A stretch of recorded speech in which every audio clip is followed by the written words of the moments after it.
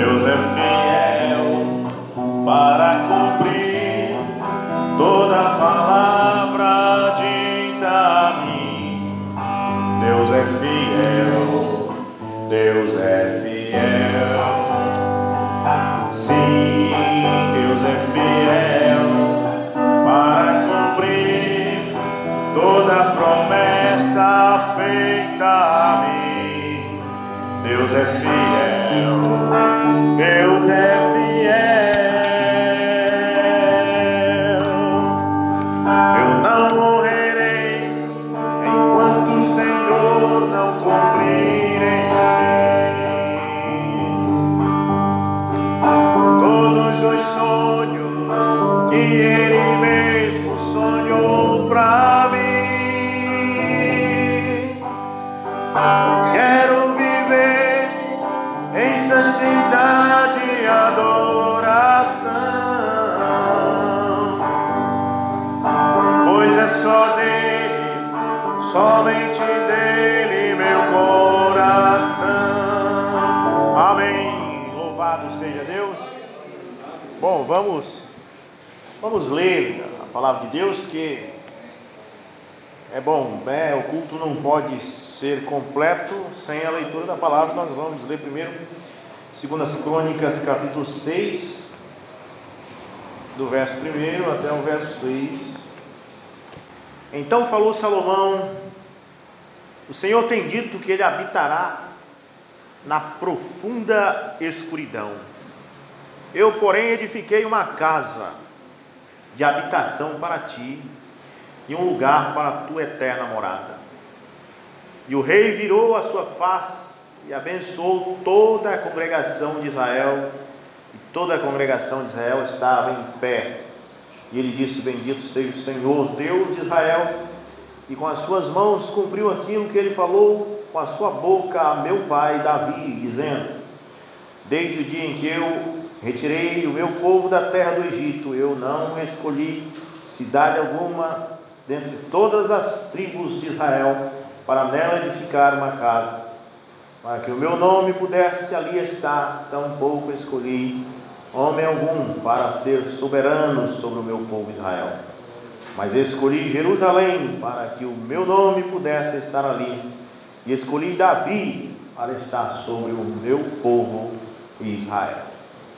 Glória a Deus. Agora nós vamos ler lá em São João, capítulo 4, verso 19 em diante.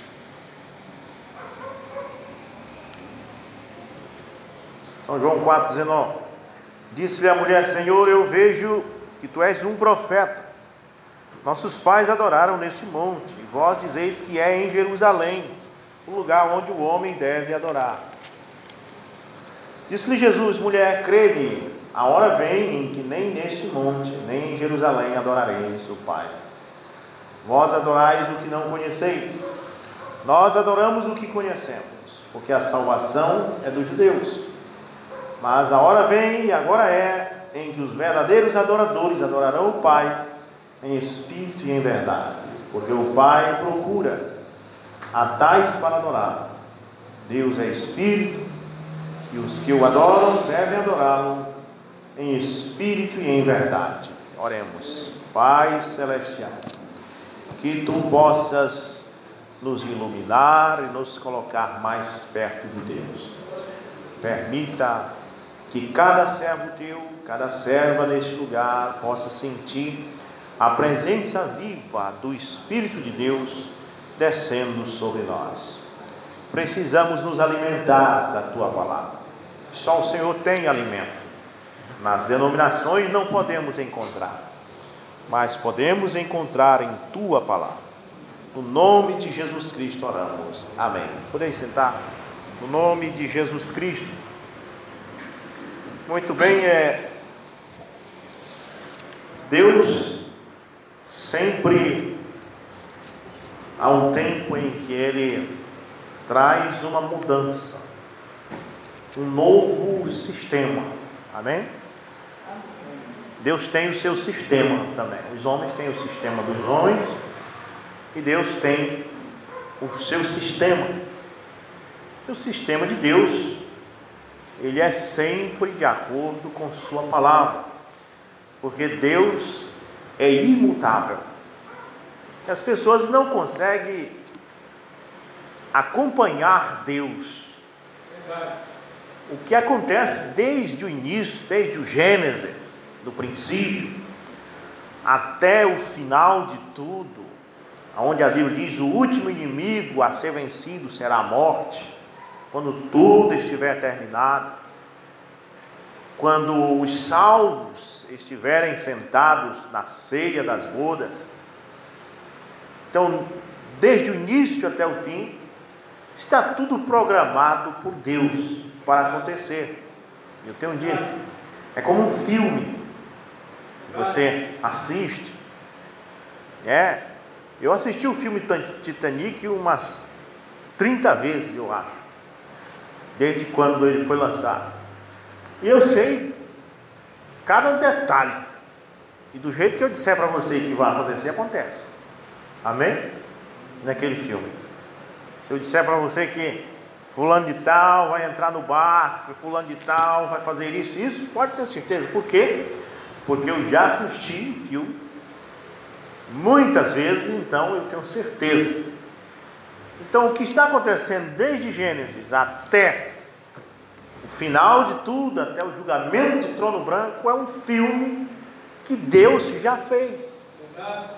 E aquilo vai acontecer, o que está na película, o que está na fita, vai passar. Deus sabe o futuro, porque aquilo é um filme que Ele já programou.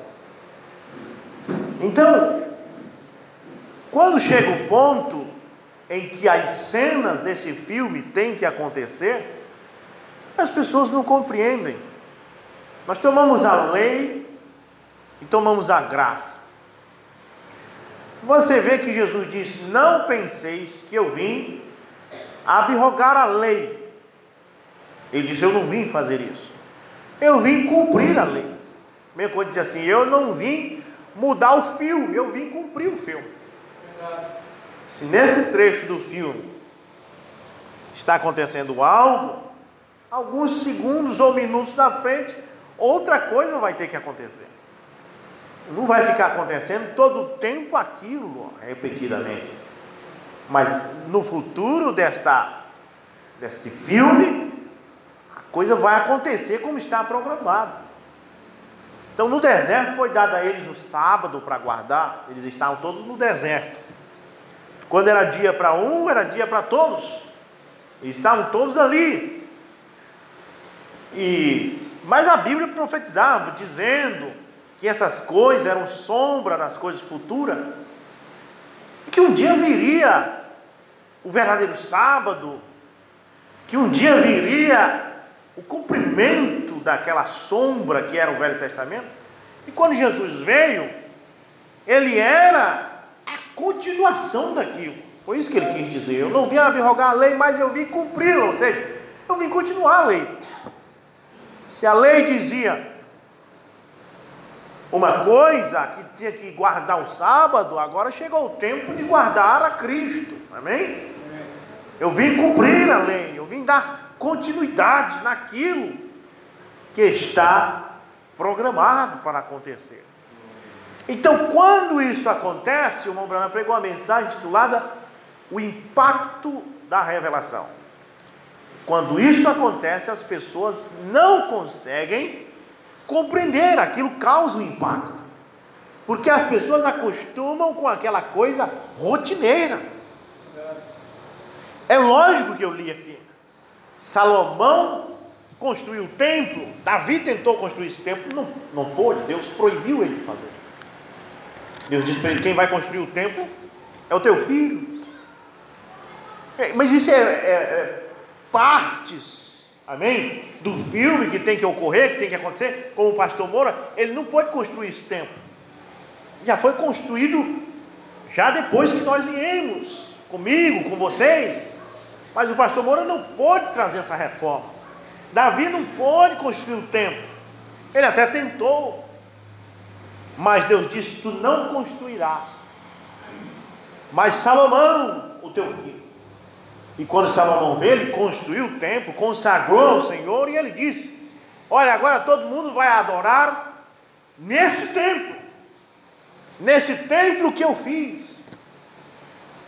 Porque Salomão estava vivendo em um tempo que só os israelitas tinham direito na palavra de Deus. Então por que Salomão ia se preocupar com os brasileiros que estavam praticamente do outro lado do mundo? O Brasil não existia nessa época, mas quando o Brasil veio à existência, é do outro lado do mundo, é na América. E Israel, Jerusalém, o templo de adoração está na Palestina. Segundo a ordem de Salomão, você tinha que ir para o templo que ele construiu para você conseguir ser respondido por Deus. Mas para aquele tempo ali estava bom, porque Deus sabia que os seus filhos, os seus adoradores estavam só ali próximo do templo, estavam só em Israel. Quem morava mais longe dava para ir até de cavalo, de carroça. Mas o tempo evoluiu, o tempo passou, essa fita correu e chegou o tempo em que não tem mais como nós fazer a adoração no templo de Salomão. Porque para nós ir para um culto lá, nós temos que pegar um avião aqui em Belém, para São Paulo, pegar outro de Guarulhos para Israel, um país aí próximo, depois outro para Israel, para fazer um culto no templo de Salomão. E Deus sabe dessas coisas. Deus sabia que os seus adoradores iam se multiplicar. Ele prometeu para Abraão: os teus filhos, os teus descendentes, será como a areia que estão na praia. E por isso era a ordenança de guardar o sábado, estava tudo em Israel. Por isso era a ordenança de adorar, só era aceita a adoração no templo de Salomão. Assim como você tinha que guardar o sábado, também você tinha que adorar no templo de Salomão.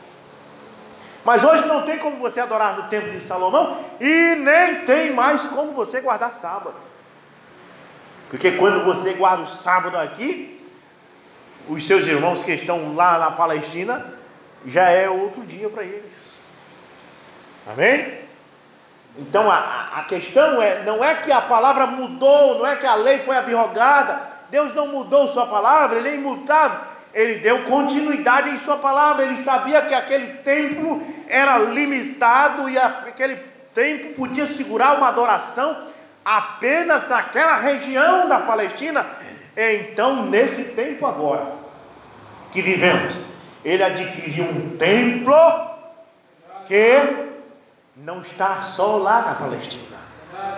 Ele adquiriu um templo para você adorar, que está aqui nesta noite, que está em São Paulo nesta noite, que está na Palestina, que está em qualquer lugar do mundo. E esse templo é Jesus Cristo. Ele disse: eu estarei convosco, e em vós, todos os dias. O templo está em vós.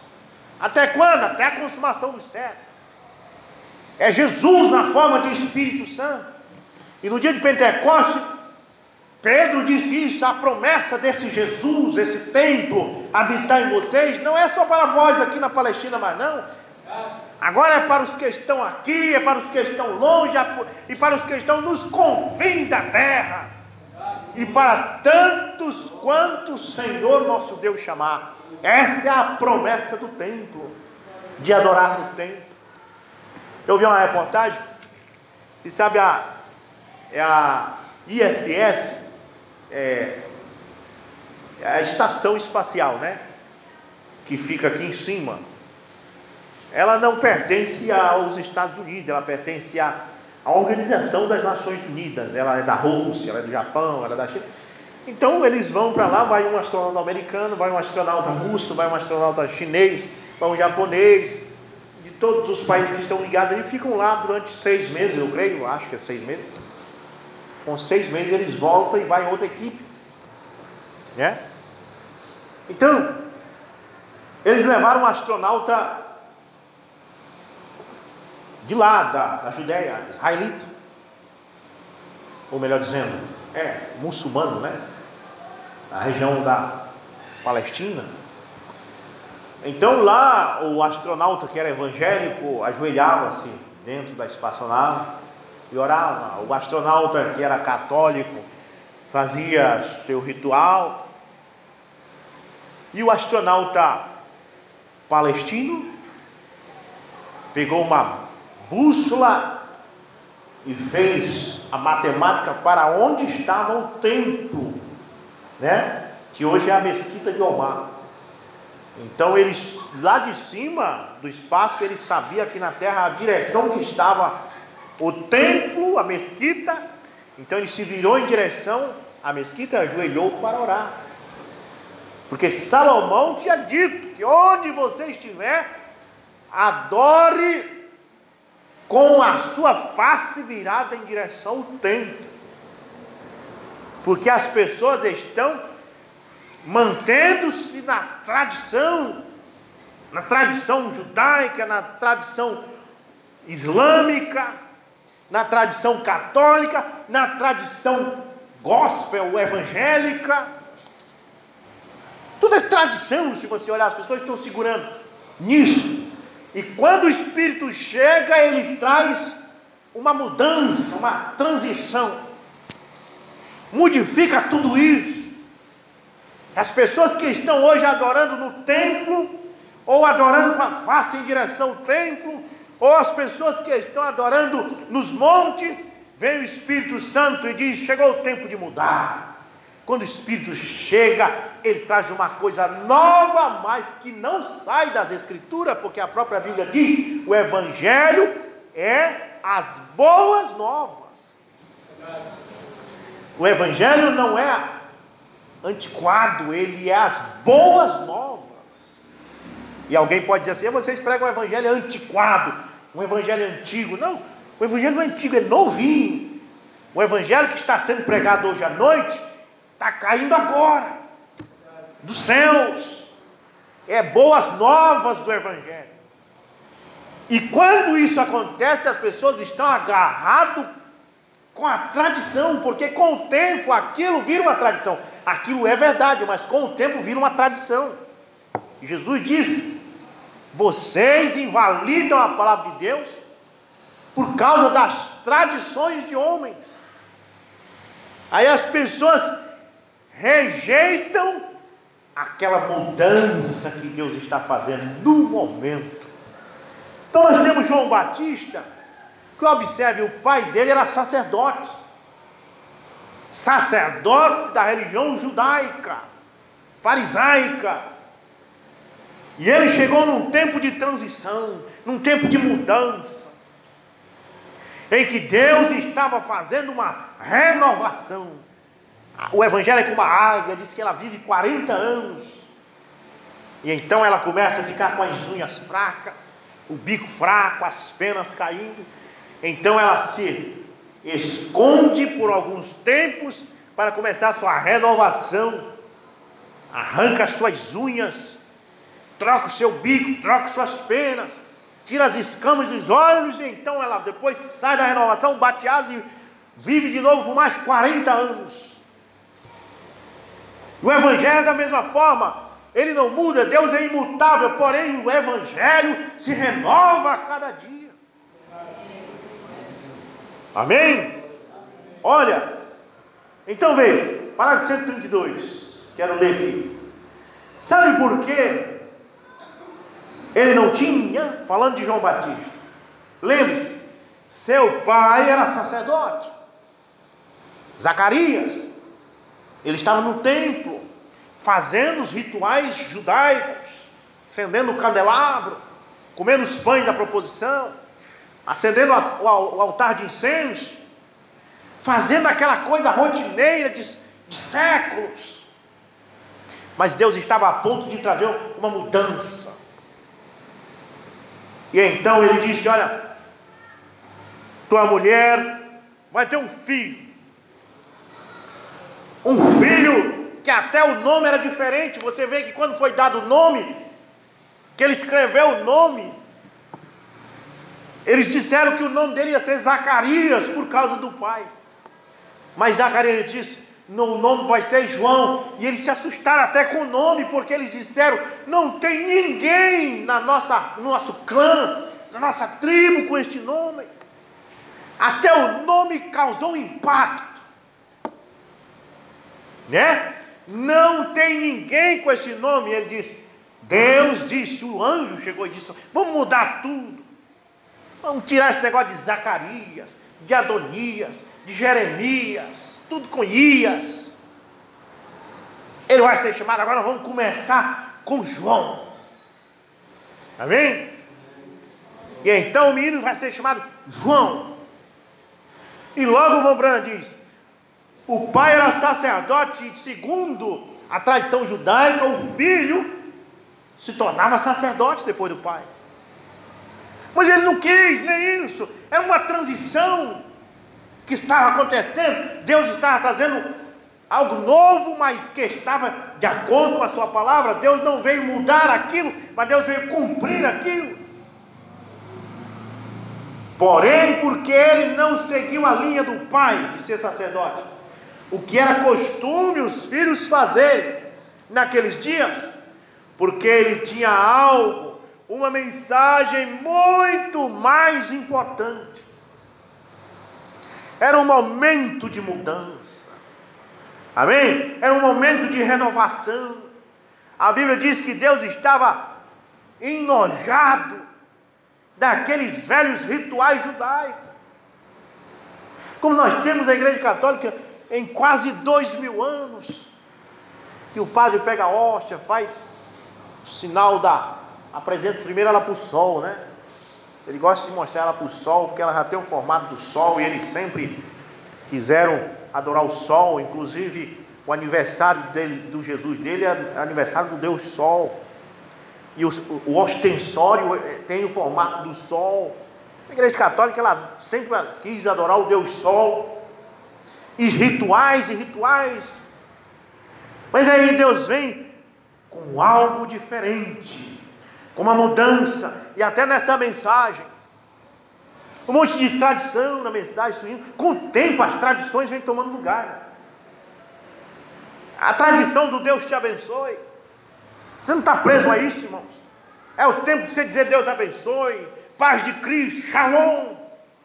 Amém? Deus abençoe, Deus abençoe, Deus abençoe. E aí vai diminuindo a palavra. Como antigamente falava vossa Mercedes, depois passou a falar vós Mercedes, depois você, depois hoje é só VC, e até só C. E era Deus te abençoe, depois Deus abençoe, depois abençoe, depois sossoi. A tradição, ela vem até consumindo as palavras. E é tempo de nós mudar. É tempo do Espírito Santo fazer uma renovação. Nós não estamos presos ao Deus te abençoe, ou a paz do Senhor, ou a paz de Cristo. Nós somos livres. Amém?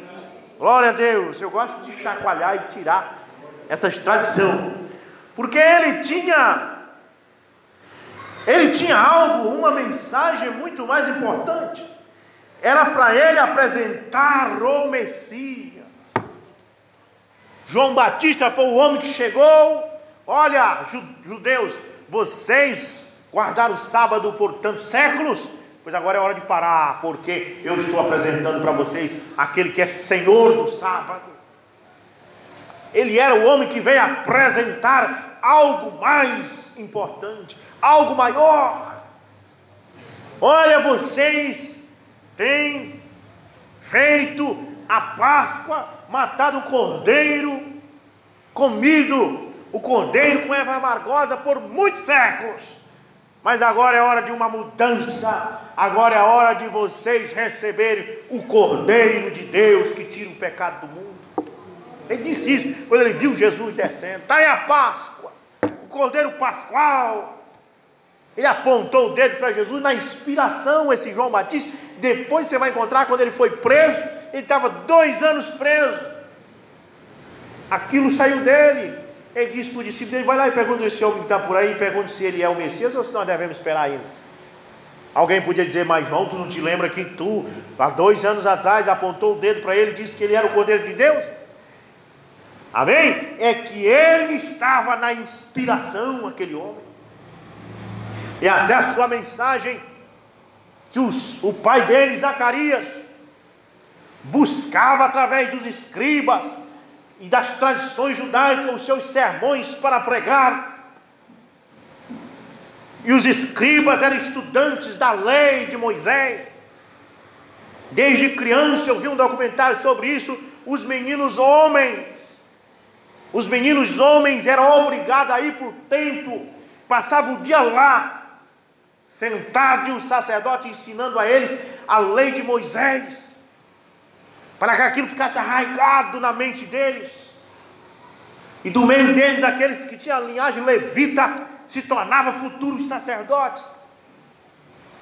Mas João Batista veio num tempo de transição, que ele não foi para lá para o templo. Mesmo o pai dele, que era sacerdote, ou outro sucessor de seu pai, ele não foi ali: olha, eu sou filho de Zacarias e eu quero ser um sacerdote, eu quero aprender a lei de Moisés. Não, ele pegou a estrada do deserto, foi para o deserto com 9 anos de idade. Lá no deserto ele se alimentava de gafanhotos e mel silvestre, se vestia de peles de animais. E como tu vai fazer, João Batista, para adquirir os teus sermões, que tu não está lá no templo aprendendo com as outras crianças? Tu devia estar lá. Mas ele estava no deserto, solitário, sozinho, e de repente ele viu uma cobra do deserto. Já viu documentário sobre as cobras do deserto? Elas são da cor da areia, e elas se enterram na areia esperando alguém pisar nelas. E quando ele viu elas fazer aquilo, ele viu que aquilo era muita maldade da cobra do deserto. É muita maldade você se enterrar na areia propositalmente, esperando que alguém pise em você para que você faça o mal a ele. Tem pessoas dessa forma.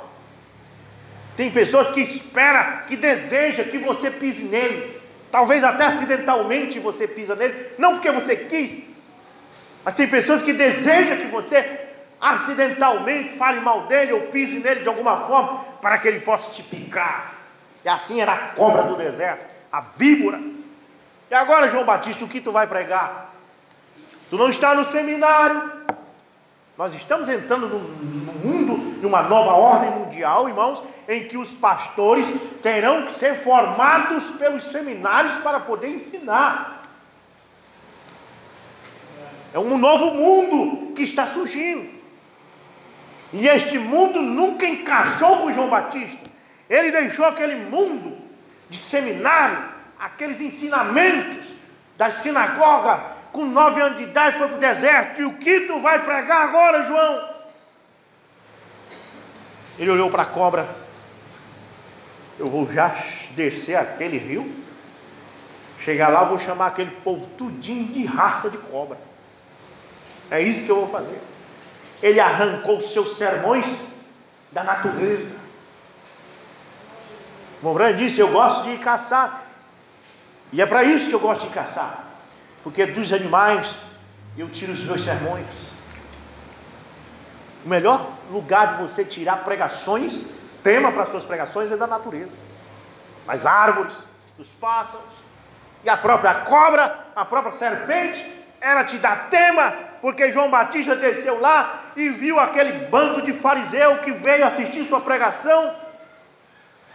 E enquanto ele pregava dizendo: arrependei-vos porque é chegado o reino do céu, eles criticavam, dizendo: nós já temos nossa religião, nascemos nessa, morremos nessa, nós temos por pai Abraão. E ele disse: não digais para vós mesmos que tendes por pai Abraão, porque destas pedras Deus pode ressuscitar filhos a Abraão. O mesmo demônio está nas pessoas hoje. Já tenho minha religião, já sou filho de Deus, já tenho Jesus desde que nasci. Se João Batista vivesse hoje, ele ia dizer a mesma coisa que disse para aquele povo lá nas margens do Rio Jordão. O que foi que ele disse para eles lá? Ele pensou: do que eu chamo esse povo? Esse povo que me critica quando eu falo a verdade. Eu não fui na sinagoga aprender do sacerdote palavras polidas para me falar. Então já sei o que eu vou fazer. Eles são igual àquela cobra do deserto que eu vi se enterrando na areia, tentando esperar alguém pisar nela. Vós sois raça de víbora, quem vos ensinou a fugir da ira vindoura? Aí ele se lembrou das árvores que produziam fruto, e ele disse: toda árvore que não produzir fruto será cortada e lançada no fogo. Ele começou a lembrar da natureza e trazer sermões poderosos, e aquilo era uma transição. Deus estava mudando de uma velha tradição para as boas novas do Evangelho, chegando e derramando sobre o povo. Uma transição. Amém? Glória a Deus. Então Abraão disse, era para ele apresentar o Messias. Não tinha como ele apresentar o Messias trazendo a velha tradição judaica. Não tem como nós entrar no arrebatamento trazendo a velha tradição denominacional. Tem que haver uma transição.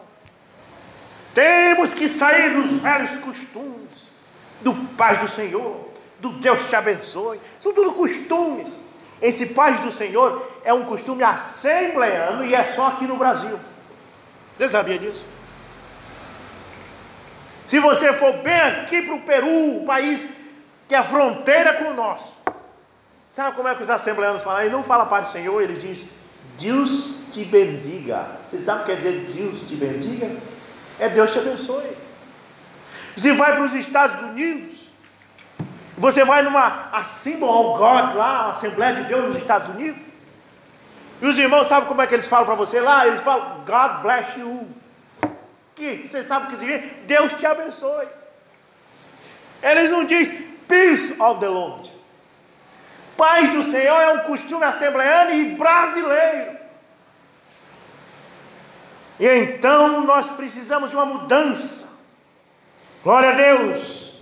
Muito bem. Então veja, ele tinha que apresentar o Messias. Ele tinha que apresentar algo melhor. E o meu pai dizia, se você quer tomar o osso da boca de um cachorro, não tome ele à força, porque ele te morde. Apresente uma carne, um bife, que ele mesmo deixa o osso e vem para cá. Aqueles fariseus estavam roendo o velho osso judaico, agarrado com aquele velho osso de tradição, e eles morreram em seus pecados. Jesus disse, vós não credes que eu sou ele, se vós não credes que eu sou uma nova mensagem, vocês morrerão em vossos pecados. E eles morreram nos pecados deles.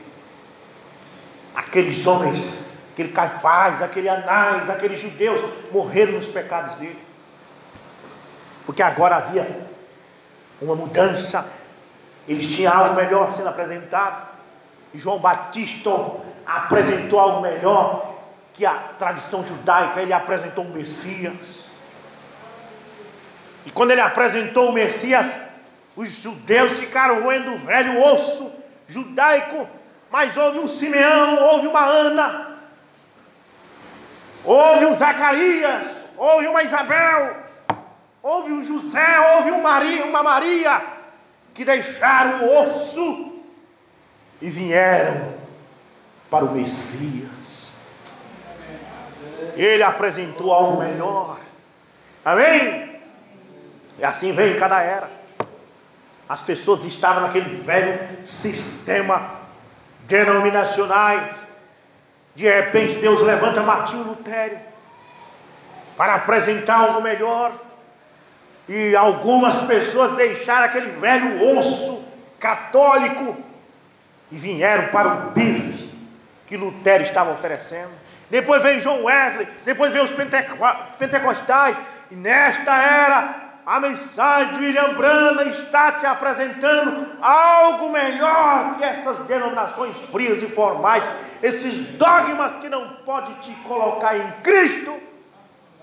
Eles podem te dar uma vigília com arroz com galinha para te vender, eles podem te dar um passeio de praia, eles podem te dar piquenique, eles podem te dar gincana, eles podem te dar qualquer tipo de festa, mas eles não podem te dar o Messias.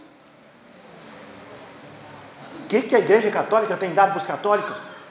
Só Jesus de pedra, só Jesus de gesso. Até a Maria que eles dão é de gesso. Eu quero uma Maria, mas quero uma Maria de carne e osso. Amém? Eu quero um São Pedro, mas quero um São Pedro de carne e osso. Mas essas tradições só pode te dar um São Pedro de pedra. Vem ali na catedral, ali, está lá em cima. Tudo eles estão lá, tudo de pedra. Lá tem São Judas Tadeu, lá tem São Pedro, lá tem São Bartolomeu, tem até Jesus lá, tem Maria, mas tudo de pedra. E quando Deus aparece com algo melhor, eles ficam agarrados com essas tradições, com essas pedras. E Deus tem uma mensagem melhor. Amém? Que é vida. Glória a Deus. O Messias, ele tinha o Messias a apresentar. Porque o Espírito Santo tinha dito. Quando o profeta chegou ao rei, lá atrás, em Isaías. E ele disse, pede um sinal, rei. E o rei disse, eu não pedirei, não tentarei. O Senhor pedindo um sinal, ele disse, pois um sinal será te dado. Um sinal. Uma virgem conceberá. Ou seja, rei, um dia nós vamos sair dessas tradições. Um dia nós vamos sair desse negócio de templo de Salomão, de templo de pedra. Vamos parar de comer pão de proposição, de trigo, e vamos comer a palavra mesmo. Um dia nós vamos parar de acender candelabro e vamos acender nossa alma com uma virgem que vai conceber um filho. E ele será o sinal, será o Messias.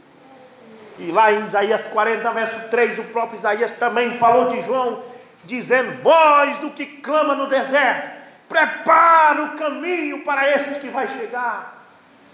Que não será mais tradições judaicas, que não será pão de trigo. Não, não, não, ele será a palavra. Glória a Deus. É mudança, as pessoas não conseguem entender isso. E quando isso acontece, causa um impacto. Porque as pessoas se apegam àquilo. Uma vez inventei de criar um coelho. Se apegamos ao coelho tanto. Um dia o gato matou o coelho. Nós choramos uns 3 dias. Porque se apega. A gente se apega àquilo. E quando a gente perde, a gente sofre. Você se apega à sua religião, ao seu grupo religioso. E quando a palavra de Deus chega, você fica contra a palavra e defende aquilo. A palavra de Deus tem chegado para esses grupos da mensagem, que estão apegados a esses homens. Eles se apegaram a esses homens da mensagem. Você vê um daqui, na África, você vê na China, e todos esses que andaram com o irmão Brana, como Linveio, Perry Green, e todos eles dão seus testemunhos e as pessoas passam a seguir eles. Nós estamos seguindo um discípulo do irmão Brana, mas não foi isso que o irmão Brana pediu que fizéssemos. O irmão Brana não nos apontou Perry Green. O irmão Brana não nos apontou Linveio. O irmão Brana não nos apontou missionário Martin. Não. O irmão Brana, sua mensagem é do Elias, e o irmão Brana nos apontou Cristo. Porque Deus diz para ele, assim como João Batista foi o precursor da minha primeira vinda, tua mensagem precursará a minha segunda vinda. Não diz assim, tua mensagem precursará o homem fulano de tal. Não, o que a palavra precursar significa? É você vir antes de alguém. E Deus não diz, a tua mensagem vai precursar o Rubson, ou o pastor de Nova York, ou o pastor de São Paulo. Diz, a tua mensagem me precursará. como João Batista viu Jesus descer as águas, e os seus poucos discípulos que tinham aceitado sua mensagem estavam com ele. Ele não disse assim: agora, olha, esse homem é falso, fiquem comigo, fiquem comigo. Ele não fez isso. Ele disse: acompanha esse aí, ó, me deixem. Chegou a hora que eu vou desaparecer e ele vai crescer, porque eu não sou digno nem de desatar os cadastros das suas sandálias. Segue esse aí. Esse é o Cordeiro de Deus que tira o pecado do mundo. E a promessa de Deus para o irmão Branham foi essa: disse, ó, vai ser do mesmo jeito. Quando eu aparecer, não quando o Cacoa aparecer, não quando o fulano de tal, quando eu aparecer, Brana, tu sai de cena. Deus apareceu. Eu tenho pregado a aparição de Jesus Cristo nessa terra. Ele tem vindo, ele é aquele anjo forte de Apocalipse capítulo 10, versículo 1 em diante, que diz: e vi o outro anjo forte que descia dos céus, e o irmão Branham diz: esse não é outro senão Cristo. Quando ele desceu, que ele pisou na terra e no mar, então ele materializou, e ali Deus passou a tomar conta da sua noiva. Depois dali o irmão Branham morreu, saiu de cena. Não tem que estar agarrado com o Branham, não, ir na sepultura do irmão Branham chorar, não. Tem algo melhor hoje. O Messias está conosco. Amém? Glória a Deus. Porque o Espírito Santo tinha dito assim: aquele pequeno remanescente que tinha sido trazido de volta pela mensagem de Gabriel. Que é o remanescente? Você prega a mensagem numa cidade como essa, todo mundo rejeita, mas um grupinho é o remanescente, crer. E Deus precisa do remanescente. Nem todos os judeus serão salvos com a mensagem de Moisés e Elias. Apenas 144 mil remanescentes. Nem todas as pessoas desse mundo serão salvas pela mensagem do sétimo anjo. Apenas o remanescente. João Batista tinha seus remanescentes. Jesus tinha seu remanescente. Uma vez ele adquiriu 70 discípulos, mas eles não faziam parte do remanescente. E Jesus jogou eles para fora, porque eles eram um corpo estranho, e o corpo estranho não fica no corpo. Ele pregou uma mensagem tão forte que eles foram embora, mas o remanescente ficou. Aleluia. Ali sabia que isto seria assim. Assim conta-se que com cerca de 9 anos de idade, ele, João Batista, foi para o deserto. Depois de perder o pai e a mãe, que ele foi para o deserto, porque ele tinha de ouvir exatamente, aprender. Mas se ele tivesse aparecido com alguém e ter dito: olha, eu quero ser pregador, eu creio que tem um chamado de Deus para ser pregador, alguém ia introduzir ele ao sumo sacerdote, e o sumo sacerdote ia colocar ele nas escolinhas do seminário, e quando ele estivesse na idade adulta, ele ia se tornar um sacerdote, mas um sacerdote preso à tradição. E ele queria ser livre. Amém? Ele queria voar. Ele era uma águia. E ele saiu dali e foi para o lugar certo, para o deserto. Porque no grande edifício teológico ali teria dito: agora eu sei que é para você ser o que anunciará o Messias. Isaías disse que você viria, assim você será essa voz. Agora você não acha que o irmão Jones assim simplesmente satisfaz isso exatamente? E ele seria facilmente persuadido, porque ele nunca aprendeu coisa alguma dos seus sistemas. Saul era um rei que tinha aprendido a arte da guerra no sistema do homem. Primeiro, para você ser um guerreiro, veste uma armadura. Armadura de bronze, para proteger seu peito, seu corpo das furadas, da bala, da espada. Um capacete é o sistema do homem. Para quê? Para defender sua cabeça de uma arma, de uma coisa. Um escudo. Para que o escudo, Saul? Porque também é defesa. Uma espada. Para quê? Porque além de ser defesa, é o ataque. Botas.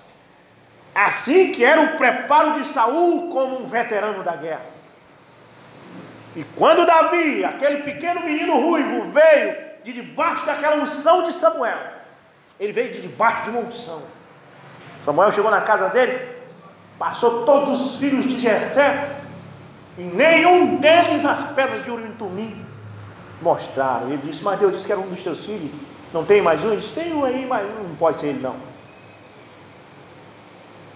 Trouxe ele, Deus disse, é isso, derrama unção sobre ele. Agora volta, depois de ungido Davi, volta, vai fazer o que está fazendo. Vai para o deserto, vai cuidar das ovelhas, é lá que tu vai aprender o sermão. O irmão da irmã Nalva, né? Meu colega, gente boa, meu amigo. Ele estudou muitos anos para ser padre, depois desistiu. Ele gosta muito de mim, somos muito amigos. Mas um dia desses ele chegou na casa da irmã Nalva, ela disse que ela estava passando uma pregação minha no notebook. E ele disse, esse é o Rubens? Eu disse, é. E ele já é pastor? Eu disse, é. Mas como assim? Como ele se formou tão rápido? São 5 anos no seminário? Ela disse, não, meu irmão, na mensagem não é assim não. Na mensagem a gente vai para o deserto. Amém? Depois de Davi receber a unção, Deus não disse, olha Davi, agora tu já foi ungido pelo profeta, agora tu vais em tal lugar e te matricula na escola para aprender a pregar e tudo mais. Não, volta, vai cuidar das ovelhas. E ao cuidar das ovelhas apareceu um urso para matar as ovelhas. E ele pulou no urso e matou o urso. Deus está começando a ensinar o sermão para ele.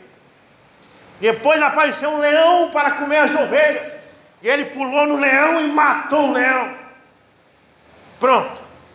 Agora, Davi, tu está preparado. Agora tu já recebeu o teu diploma. Agora tem um incircunciso filisteu lá desafiando o exército do Deus vivo. Pega essa carroça, coloca queijo, coloca coalhada, vai levar para os teus irmãos que estão na guerra. Chega lá, eu te digo o que é para fazer. Tu vai pregar o teu primeiro sermão lá. Ele foi. Lá está o exército de Israel todo recantoado, e o filisteu de quase 3 metros de altura desafiando. E ele já era ungido e já estava treinado, ele já tinha vindo desse seminário do deserto. Ele diz, rapaz, eu matei um leão. Você sabe que o leão tem força. Eu matei um urso. Eu vou matar esse cabra bem aí.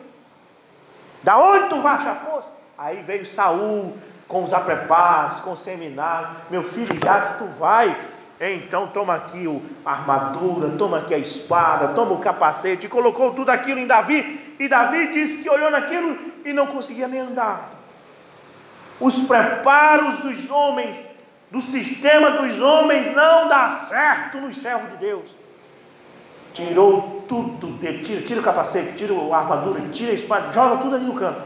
Menino, tu é doido, tu vai enfrentar o filisteu sem nada. O que tu vai levar? Uma funda e 5 pedras.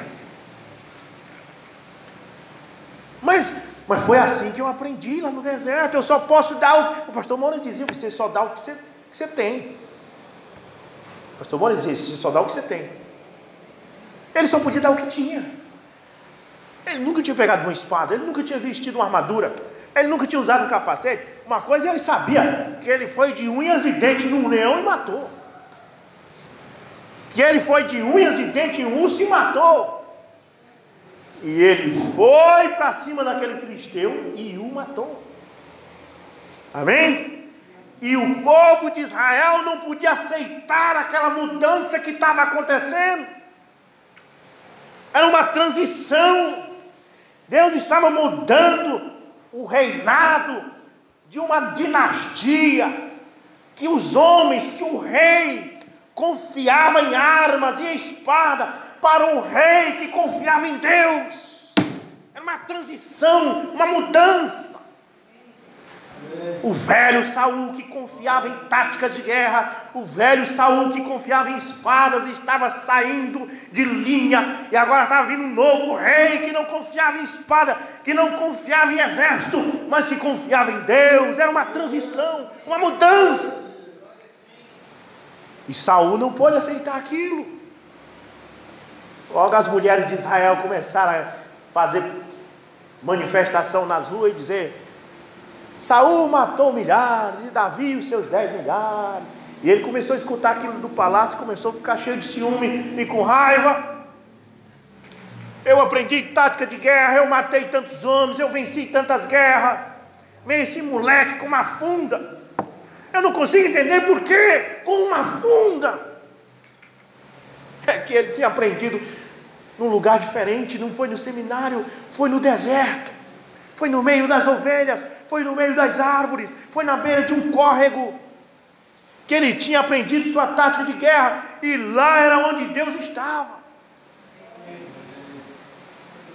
Então agora Saul queria matá-lo, porque Saul não podia compreender aquela transição. Deus estava mudando o reinado, de um reinado que acreditava em artilharia de guerra, para um reinado que acreditava em Deus.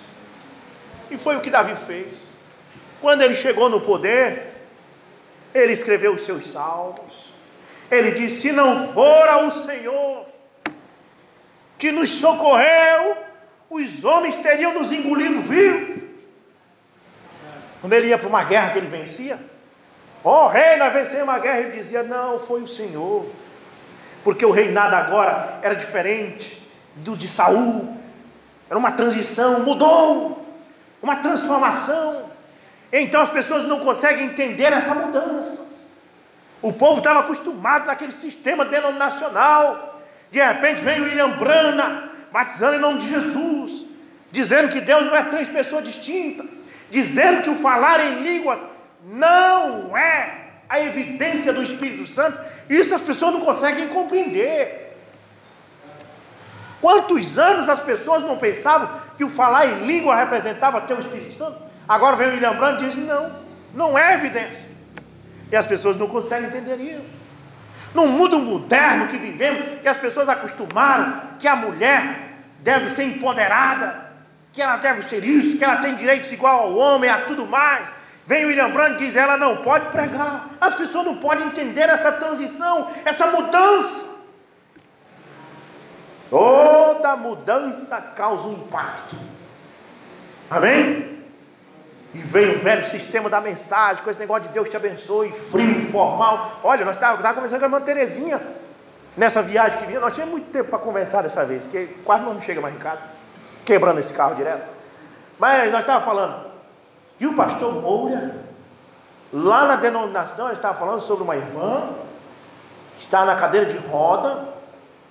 Eles foram lá, ela e o pastor Moura, e não sei se a minha mãe, orar nessa irmã chamada Salomé, que está na cadeira de roda. E ela falando que o carro estava dando problema na estrada, e o pastor Moura disse: é o diabo que não quer que eu vá orar por aquela irmã. Quando chegou lá, a irmã estava na cadeira de roda, o pastor Moura orou, e a irmã voltou a andar. Ia para a igreja a pé, a irmã, depois de curada, saiu da cadeira de roda. E o pastor Moura orou por um menino em Manaus, está no documentário dele, que estava morto. Ele orou, o menino ressuscitou. Orou por uma muda aqui em Ananindeua, nos anos 70 ou 80, surda e muda, a mulher voltou a falar. Nós temos a foto da mulher aqui, junto com o pastor Moura. Ele tinha esse dom de cura divina, e você sabe que isso acabou quando ele entrou na mensagem. Quando ele conheceu a mensagem, o pastor Moura esfriou. E isso começou a voltar aos poucos, depois que ele chegou aqui em Bragança. Aconteceu algumas curas aqui, mas quando ele estava lá, naquele sistema da mensagem, em que ele ficava sentado num banco, não pregava, porque quando ele começava a pregar, os pastores diziam: irmão Moura, o senhor tem um estilo denominacional. Ele não podia orar pelos enfermos, ele dizia: isso é coisa de denominação. O pastor Moura foi ficando constrangido e foi se apagando, e aquela unção foi saindo, e o dom desaparecendo, e não aconteceu mais, porque ele estava numa tradição velha da mensagem, que o irmão Branham nunca apoiou isso. Você lê a mensagem do irmão Branham e você vê essa mensagem que está no Brasil hoje, esse povo que está no Brasil dizendo a mensagem é totalmente diferente. O irmão Branham orava pelos enfermos, todo culto que ele pregava, terminava, orava, colocando a mão, ungindo com azeite, expulsava demônio. Irmão Branham, na sua conversa, assista os áudios do irmão Branham. Você vai ver que as pessoas se levantam e falam em língua, e tem outros que profetizam, interpretam aquela língua. Isso não existe na mensagem. Acabou porque os homens tiraram depois da morte do irmão Branham e mergulharam o povo da mensagem em tradições de homens e tiraram a vida da mensagem. Ei, veja bem, e quando aparece alguém como Rubens ou outro que diz isso está errado, isso tem que voltar, tem que ter línguas estranhas, tem que ter interpretações, tem que ter cura divina, poder de Deus tem que voltar, a unção tem que voltar, isso causa um impacto, essa transição. Eles não conseguem compreender isso e ficam dizendo, isso está estranho, é coisa de denominação, porque estão acostumados naquela velha tradição, roendo aquele osso. Quando Deus tem o Messias para nós hoje. Eu vou encerrar, tá bom? Eu vou encerrar, tá? Eu vou encerrar bem no parágrafo 133, porque no grande edifício teológico ali, teriam dito agora, eu sei que é para você ser o que anunciará o Messias, e tal, veja bem, mas iam persuadir João a ficar subordinado àquela tradição, e ele precisava ser livre. Note, parágrafo 135, sua mensagem não era como a de um teólogo, não, ele usava tipos, ele disse, raça de cobras, chamando aqueles clérigos de cobras. Isso, uma das coisas ruins que ele tinha encontrado no deserto, uma das coisas furtivas eram as cobras, e ele pensou, essa é a melhor comparação que eu conheço. Nós já somos filhos de Abraão. Ele disse, não dizei para vós mesmos que vocês são filhos de Abraão, porque dessas pedras Deus pode tornar filhos de Abraão. Nós já temos Jesus desde que nascemos. Já tenho religião. Não diga para você mesmo que já tem religião, porque dessas pedras Deus pode tornar filhos de Abraão. Vamos ficar de pé no nome de Jesus? Vamos orar, vamos falar com Deus. Bondoso Pai Celestial, Deus de misericórdia, esta hora que vivemos, meu Deus, é um tempo de mudança.